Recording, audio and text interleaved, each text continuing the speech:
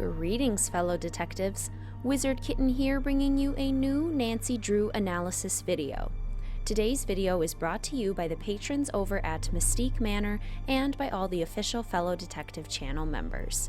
If you too would like to support the channel and gain access to exclusive features, check out patreon.com/wizardkitten to become a patron, or click join next to the subscribe button to become an official fellow detective.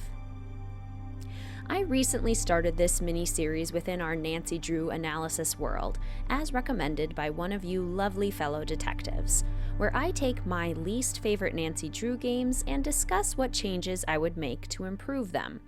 We started with Creature of Kapu Cave, and if you haven't seen that video yet, I'll be sure to link it in a card in the upper corner. I feel like a good percentage of fellow detectives believe that Creature of Kapu Cave is pretty flawed and has quite a bit that could be improved. But that may not be the case for the game that we're analyzing today, the 31st mystery in the Nancy Drew series, Labyrinth of Lies. This game has snuck into my bottom 5 after I decided to swap its place with Trail of the Twister. While I think there is a lot that we can appreciate about Labyrinth of Lies as a game, I also think that it makes multiple grave errors that really impact the quality, especially for a detective like me who prioritizes strong storytelling and environments above all else. This brings me to the first and easily most important thing that I would change about Labyrinth of Lies. If you've watched my review, walkthrough, or streams of this game, then you probably know what I'm about to say. We need to change the theater sets. To clarify, the theater sets are aesthetically beautiful. They are bright, vibrant, detailed, and have a distinct style that I thoroughly appreciate. Where I have a major gripe is that they are theater sets, full of complicated locks, puzzles, secret passageways, and absurdly complicated machinery. As someone who has been in dozens of theatrical productions and grew up as a theater kid, the answer is no. Unequivocally, no. In no world should theater sets ever be difficult to maneuver or access. They should never be so complicated that actually moving through them becomes impossible. And there is no logical reason why there would be puzzles. None. Not one. Also, theater sets are expensive, and these sets look like they could be permanent installations at Disney World. For a temporary week-long show with a 4-person troupe? I do not think so. The good news is that this problem is easily remedied, and we can solve it by also solving another problem. The fact that this world-class Greek museum, the Phidias Cultural Center, has only one room for guests to view. Excuse me? I can't begin to tell you how cheated I would feel if I showed up at a museum that had like 5 statues and 4 display cases. That's not a museum, that's a single exhibit. And given the fact that we are in Greece and have absolutely endless opportunities to show off beautiful art and architecture, it's simply inexcusable. So, my solution? Expand the first floor of the museum by adding multiple standard exhibits.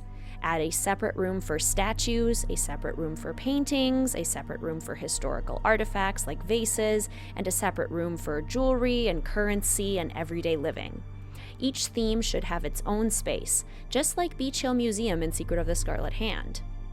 Now, at the back of the museum, have a big fancy staircase and doorway that leads to the second floor of the museum and reads, "Entrance to the Land of the Gods."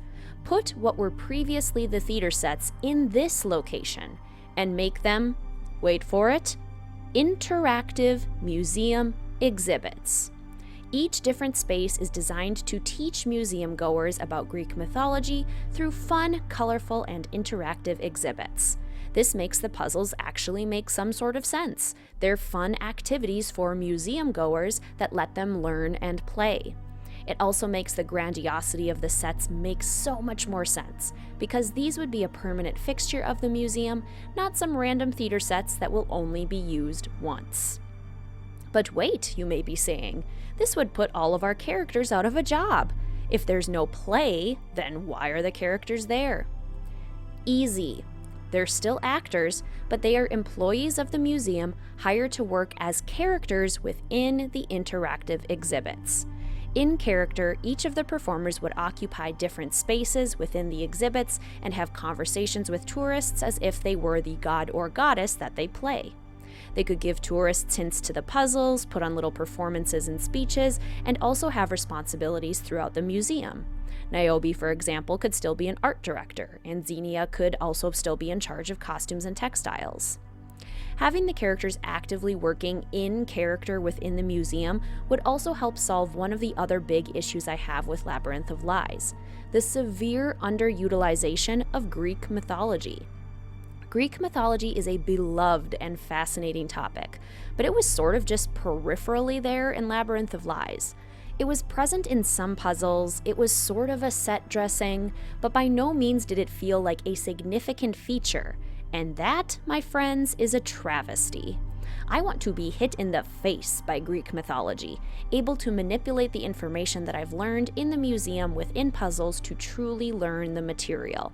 Secret of the Scarlet Hand did this right, and I would love to see the Phidias Cultural Center be the glorious Greek museum that it deserves. So, we've talked about the environment and setting and given the characters some new jobs, but let's dig into characters just a bit more. I know some people love the everybody did it trope, and it probably did need to happen in the Nancy Drew series at some point, but I frankly do not love this mystery trope. It has always felt like a cop-out to me, because there's not really anything to figure out if all of the suspects were to blame. It's just no fun to me because I don't feel like I've solved anything. So, while I know you all won't agree with me on this, I would change the culprit to just one of the suspects. And I'm going to stick with Xenia Dukas. I really like her motivation of being something of a spoiled rich girl whose parents never paid her any attention, so she felt she had to go extra dramatic and bold in order to be noticed or appreciated at all. I like the reveal of her dabbling in art theft in college and learning to love the power and excitement of black market dealing, so I could easily see her just continuing in that journey. Earning the respect of her lackeys, for lack of a better word, would be just the kind of validation that she's seeking, finally being noticed for her intelligence and power.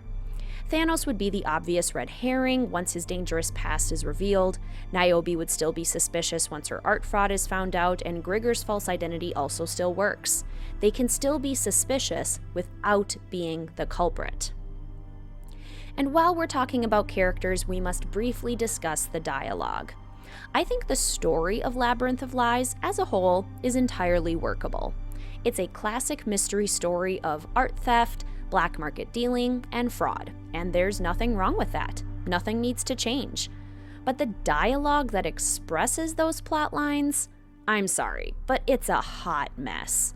The characters all speak in amorphous metaphors, vague stories, and deep, dark recollections. These things are excellent when used sparingly and carefully, but as the go-to for character discussions, that's just not how people talk. It's weird, especially when Nancy is a stranger to these people. This sort of dialogue is a trend of the modern era of Nancy Drew games, particularly the late modern era, and it just doesn't work for me. I would rework all of the dialogue to still have meaning and depth, while also still reflecting the way suspects would actually speak and behave to an intern who they have never previously met and who they do not know is undercover. This builds crucial realism and world building. It's a necessity, in my opinion. As for the music and graphics, I'm not touching a thing. The soundtrack is stunning and the game is visually a masterpiece. Nothing there needs to change. The only other thing about this game that should change is how the puzzles are dispersed throughout the mystery. This is a very puzzle-heavy mystery, and I don't think there's anything wrong with that.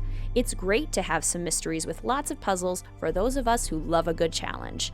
My issue is when the puzzles conflict with or interrupt the story. There are multiple times in Labyrinth of Lies where the puzzles are so difficult and so concentrated, especially at the end, where the story just comes to a screeching halt. Once we know who the culprit is and the endgame sequence is at play, there should maybe be one puzzle, and it shouldn't be one of the most difficult and lengthy puzzles in the game. Spread these puzzles out throughout the mystery, and keep the ending of the mystery focused on the story and the culprit confrontation.